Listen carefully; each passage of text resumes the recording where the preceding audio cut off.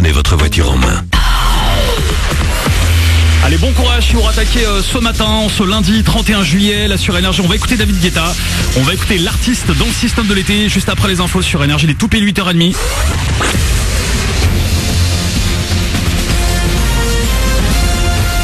Toute l'actu sur Monaco Menton avec Frédéric Plat.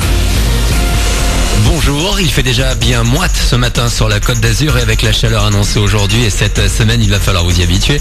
Jusqu'à 35 degrés pour ce lundi, voire 40 dans la semaine sur l'intérieur du 06. Il devrait faire un petit peu moins chaud sur Monaco et le littoral. Tout de même 30 degrés avec un grand soleil aujourd'hui. C'était la météo sur Énergie avec La Trégo, votre restaurant les pieds dans l'eau, port de plaisance, Cap d'Aille. Dans ces conditions, c'est clim au boulot, plage en vacances. La Méditerranée affiche 25 degrés ce matin pour 23-24 déjà dans l'air.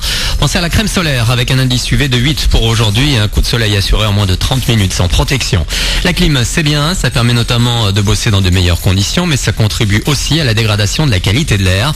Elle est annoncée moyenne pour aujourd'hui et on devrait tout doucement glisser vers médiocre. Sur votre route, pas encore trop besoin de clim à cette heure-là et j'ai de bonnes nouvelles. Depuis ce week-end, la circulation est rouverte sur la départementale de 1566 à Menton vers Sospel. Puis à Monaco, vous pouvez dès ce matin retrouver le sens montant de l'avenue de Fontvieille. Il sera à nouveau fermé dès vendredi pour la suite des travaux de l'îlot Pasteur. On reste à Monaco avec les râles de certains qui trouvent que le quai Albert Ier est un peu trop désert cet été. En dehors des soirées du festival de feux d'artifice, il ne s'y passe pas grand-chose. Quand d'autres années, il y avait beaucoup d'attractions pour occuper les plus jeunes notamment. Seul un carrousel et quelques trampolines occupent ce vaste espace. Le maire donne quelques explications dans Monaco Matin ce lundi. Il y a d'un côté des résidents qui trouvent qu'il y a trop de manifestations sur le port et plus assez d'espace pour se balader. Ou encore le coût de la sécurité rendu nécessaire depuis l'attentat de Nice notamment.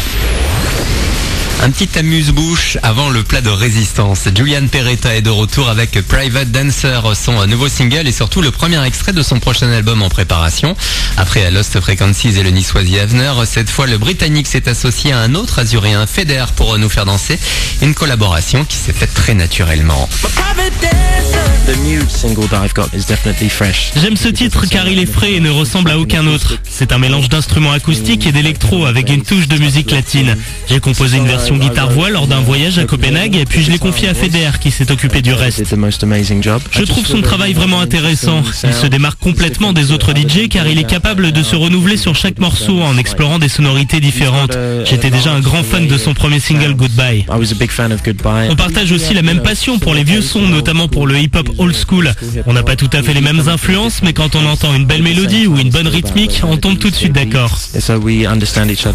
Et une interview de Morgan Barthélémy, Julian Peretta qui va partager son été entre les concerts et la compo de son nouvel album attendu dans quelques mois.